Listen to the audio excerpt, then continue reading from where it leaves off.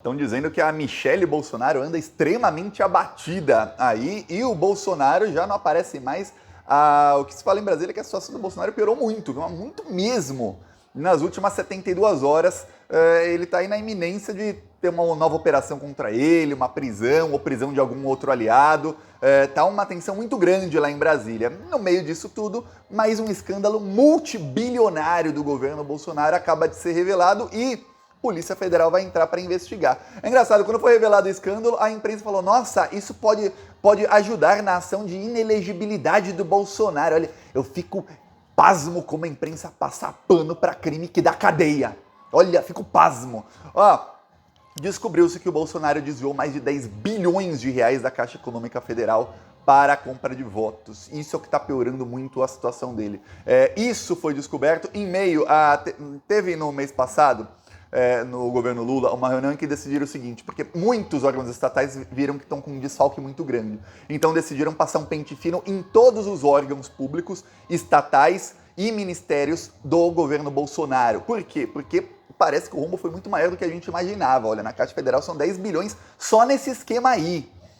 Por isso, o desespero de Bolsonaro, principalmente da Michelle, porque muita coisa a Michelle também fez. Nesse escândalo da Caixa, eu vou te explicar tudo, você vai ver que foi compra de votos mesmo e roubo de dinheiro público para compra de votos. É isso que fez o senhor Jair Bolsonaro. E ele fez isso, por medida provisória, por decreto, por portaria, por tudo com assinatura de Bolsonaro e do ex-presidente da Caixa, aquele criminoso, o Pedro Guimarães, aquele que assediava sexualmente as funcionárias dele. Eu vou te explicar todo o esquema e você vai explodir sua cabeça, você vai falar, caraca, meu, esse pessoal era muito bandido. Como a gente conseguiu ganhar essa eleição foi um negócio assim, realmente, parabéns a todo mundo que fez campanha, viu? A gente ganhou do maior esquema da história, viu? Foi um negócio, assim, um milagre a nossa vitória, viu? Antes eu peço a sua inscrição no canal e peço também que você se inscreva nos outros canais. Tem o canal Cortes do Plantão Brasil, onde os vídeos são mais curtos e que a gente está usando como base para promover a esquerda, principalmente durante as CPIs, porque tem CPI do MST que querem usar aí para acabar com o MST e tem a CPI do golpe, CPMI do dia 8 de janeiro, que os bolsonaristas estão tentando dominar nas redes sociais. Então a gente precisa dominar as redes sociais, por isso eu peço sua inscrição no Plantão Brasil e nos outros canais também, o link está na descrição, viu? Agora falar do esquema do Bolsonaro. Olha só, o que aconteceu? O Bolsonaro, ele não queria aumentar o Bolsa Família lá no governo dele. A ideia dele era só trocar o nome do Bolsa Família para Auxílio Brasil para ter a marca dele. Ok, Bolsonaro fez a mudança e queriam que aumentasse o valor para R$600. O Bolsonaro se recusou. Ele colocou um valor de R$400. Isso foi em novembro de 2021. A minha memória tá boa, viu? Eu não li isso, eu lembro de memória. Aí o que acontece? 3 meses depois, aí sim, eu li, o que acontece, o Bolsonaro viu que não mudou nada a popularidade dele. Então ele aumentou de 400 para R$600 o Auxílio Brasil. Ok. Aí, logo depois de aumentar, ele viu que também não ajudou em nada a popularidade dele. Então o Bolsonaro se reuniu com o assediador lá, o Pedro Guimarães, presidente da Caixa Econômica Federal, e falou, a gente precisa melhorar a nossa intenção de voto entre os mais pobres. Bolsonaro, então, tinha 19% entre os mais pobres e o Lula 54%. Então, a gente precisa. O Pedro Guimarães foi para Bangladesh, voltou e falou, tive uma ideia, Bolsonaro. Vamos começar a emprestar dinheiro, usando o dinheiro da Caixa Econômica Federal, para pessoas que não têm dinheiro. Até aí, você que está me assistindo pode falar, emprestar dinheiro para pessoas de baixa renda, ok, qual o problema? O problema é o seguinte, o Pedro Guimarães falou, olha, a gente vai começar a emprestar dinheiro para quem não pode receber dinheiro. Como assim? Vamos emprestar dinheiro só para pessoas que estão com nome sujo. Quem tem nome limpo pode receber? Pode, mas só quem tem nome sujo mesmo é que vai ser o alvo desse programa que a gente vai criar. Ele criou um programa baseado num programa de Bangladesh, que foi baseado num programa que tem na Índia também, que deu muito certo lá nesses outros países. Só que ele mudou a regrinha que fez dar certo lá. Porque ele não queria que desse certo, ele queria jorrar dinheiro para comprar votos. Qual que é o programa lá em Bangladesh? Lá em Bangladesh as pessoas são pobres, um país que sofreu muito aí com o imperialismo norte-americano, golpes, tudo mais. O que você puder imaginar, o povo de Bangladesh foi explorado. Tá.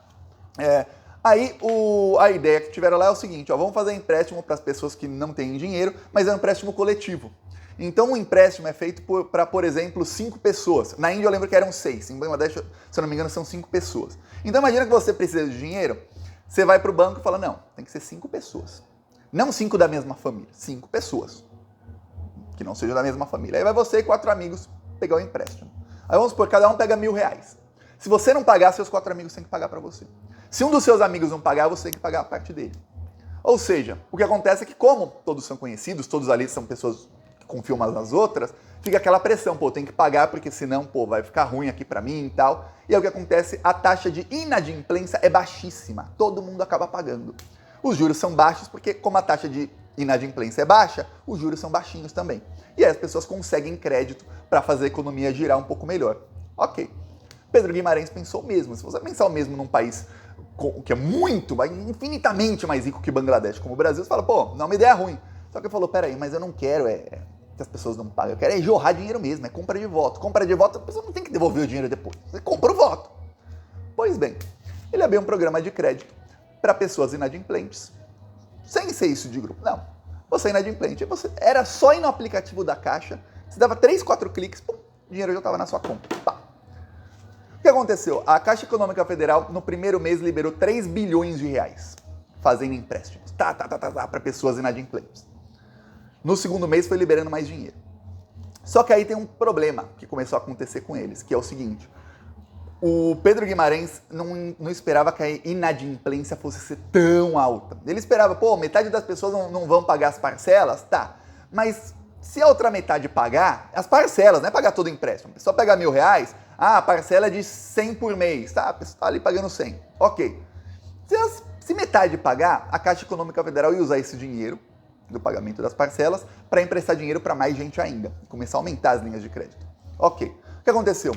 Foi que 80% das pessoas não pagou nenhuma parcela, nada, nenhum centavo. Pegou o dinheiro e não pagou. Já era gente que tinha nome sujo. Ou seja, gente que tava, olha, na miséria no governo Bolsonaro. Lembremos que no governo Bolsonaro, 113 milhões de brasileiros estavam em insegurança alimentar, que é um nome lindo, bonitinho, maquiadinho assim, que a imprensa inventou para passando fome. Se fosse um governo de esquerda, falaria 100 milhões de pessoas passam fome no Brasil. Não, era Bolsonaro, então era insegurança alimentar. Pessoa que não sabe quando vai comer a próxima refeição. Tá, olha só. O que acontece, ninguém pagou, não tinha caixa de dinheiro para continuar fazendo isso. Então, o Pedro Guimarães e o Bolsonaro resolveram usar dinheiro do FGTS, Fundo de Garantia ao Trabalhador Assalariado, ou seja, dinheiro público, para cobrir o rombo. Ok, eles viram que depois de 3 meses isso não mudou em nada a popularidade do Bolsonaro. No recorte só de pessoas de baixa renda, o Bolsonaro aumentou 3%. 3% está dentro da margem de erro das pesquisas, mas 3% de um recorte das pesquisas, lembra, não é 3% da pesquisa total. É no recorte, pessoas de baixa renda. A margem de erro é muito maior, quer dizer, não adiantou nada. Então o Bolsonaro se reuniu novamente com o Pedro Guimarães e falou, tem que liberar grana, né? Tem que liberar grana. Eu lembro que como eu estava irritado nessa época e como eu já estava denunciando, isso faz um pouquinho menos de um ano, faz uns 10 meses, eu estava aqui, olha, irritadíssimo. Hoje a gente está todo mundo feliz, comemorando. Quase todo vídeo aqui do Plantão Brasil, eu estou bebendo alguma coisinha aqui, estou comemorando. Mas naquela época não, o Brasil estava na desgraça. Que bom que a gente passou por isso, hein? Que bom que está no passado, né? Pois bem, o Bolsonaro começou a liberar crédito consignado para quem tinha Auxílio Brasil, e aí descontava direto do Auxílio Brasil. Só que aí vem o segundo crime. O Bolsonaro liberou isso para todo mundo, inclusive para quem estava no Auxílio Brasil por fraude. Lembremos, já saiu denúncia que já está sendo investigada pelo TCU e que vai mandar isso depois para o Ministério Público Federal, de que o Bolsonaro, ele colocou gente no Auxílio Brasil sabendo que era fraude de propósito, para compra de votos mesmo. Que o número de pessoas que diziam que moravam sozinhas no Auxílio Brasil começou a disparar. Ou seja, a pessoa, o dinheiro é para a família, R$600 ou R$1.200 para a família. Aí vamos supor que a família tem 4 pessoas, aí ganhava lá R$1.200. Aí de repente uma das pessoas da família falava, não, eu moro sozinho, e pedia mais 1.200 ou mais 600. E aí a família acabava ganhando mais. É fraude. O governo Bolsonaro sabia disso, mas o importante era comprar voto. Dane-se o dinheiro público. O importante é comprar voto. Depois da eleição, se ele ganhasse, ele cortava tudo e as pessoas que morram de fome. Mas o importante era aquilo no período pré-eleitoral. Para circular mais dinheiro, para as pessoas ficarem com aquela sensação de que estão com mais dinheiro no bolso, o Bolsonaro resolveu, com o Pedro Guimarães, liberar ainda mais dinheiro. Aí fizeram o crédito consignado E aí o que acontece? Como muita gente estava em situação de fraude no Auxílio Brasil, essas pessoas foram cortadas do Auxílio Brasil, que agora é Bolsa Família. Foram cortadas, porque era fraude. Como é que elas vão pagar? Para quem não sabe, o empréstimo consignado é descontado direto no benefício. Já era um crime. Juros altíssimos, altíssimos, juros de 4% ao mês. Quer dizer, 4% ao mês dá mais de 50% ao ano.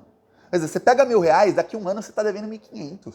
É um negócio assim, meu, não existe, eu vou falar, não existe investimento no mundo que você tenha 50%, mais de 50% ao ano garantido de lucro. Não existe. Eu lembro até um jogador lá do Palmeiras que foi pego lá num esquema, perdeu dinheiro, né, num esquema aí de pirâmide financeira, que aí depois ele até tem áudio dele reclamando, falou, realmente, meu, 6% ao mês que me ofereceram de lucro nisso, realmente não existe em lugar nenhum do mundo. Veja, não existe. Nesse caso, 4,5% ao mês, e é garantido para os bancos que quisessem. Porém, a Caixa fez de uma maneira que não era garantida. Pelo contrário, era garantido que não ia receber. Por quê? Porque, desconta direto no benefício. Só que no benefício de pessoa que vai ter o benefício cortado. Vai descontar de onde? Mais de 1 milhão de pessoas tiveram o benefício cortado porque era fraude. Gente que já tinha morrido, gente que... faz o quê? 2 semanas veio à tona que milhares de pessoas que estavam mortas estavam recebendo. E foram incluídas durante o governo Bolsonaro. Milhares de pessoas que estavam muito acima da renda. Gente que ganha 7, 8, 9 mil por mês estava recebendo. Aí as pessoas foram cortadas, vai descontar de onde? A pessoa não paga. A pessoa que morreu vai pagar como? Pois bem, isso se somou ao rombo. O rombo foi de 10 bilhões de reais. Caraca, aí a notícia veio à tona ontem, mega escândalo em Brasília, e aí esses porta-vozes do Bolsonaro na imprensa, principalmente Folha, Estadão e Metrópolis, esses 3 veículos têm pelo menos 2 porta-vozes em cada um deles, que são diretamente porta-vozes do fascismo e do bolsonarismo. Eles começaram a Operação Abafa. Olha, em tom de escandaloso. Isso vai turbinar a ação para a inelegibilidade do Bolsonaro. Desde janeiro, todo mundo sabe que o Bolsonaro vai ser tornado inelegível pelo TSE. São 17 processos contra o Bolsonaro. O Bolsonaro pode ser tornado inelegível em todos eles. Tem pelo menos uns 10 em que a chance do Bolsonaro não ser condenado é 0, em que ele vai ser condenado e tornado inelegível. Se for somando a inelegibilidade dele, ele está inelegível pelas próximas, não sei se existem encarnações, mas se existir pelas próximas 10 encarnações, o Bolsonaro estará inelegível. Aí, um mega escândalo de 10 bilhões de dinheiro roubado e a imprensa, vai turbinar uma ação por uma coisa que todo mundo já sabe o que vai acontecer. Não fala de prisão.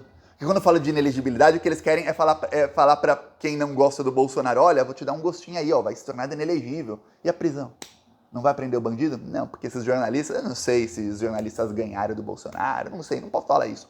Mas eu não sei porque que a pessoa, em pleno 2023, é porta-voz de quem tentou dar golpe de Estado. Tá, mas o problema é o seguinte, eles tentam, mas isso não cola.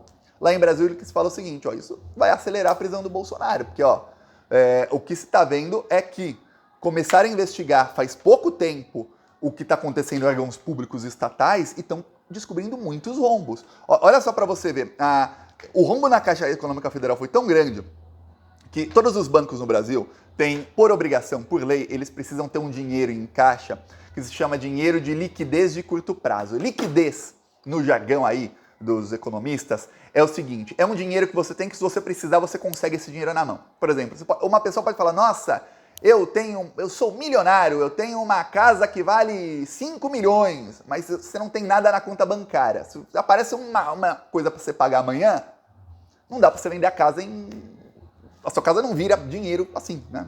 Não dá para você vender a casa em meia hora. Não é liquidez. Para que você entenda, ter patrimônio não é ter liquidez, né? São coisas diferentes. Liquidez é isso, é você poder transferir de lá para cá, de cá para lá, na hora que você precisa, ou pelo menos em poucas horas. Então, por lei, os bancos precisam ter em caixa 100% do que os bancos têm de dívida para pagar nos próximos 30 dias.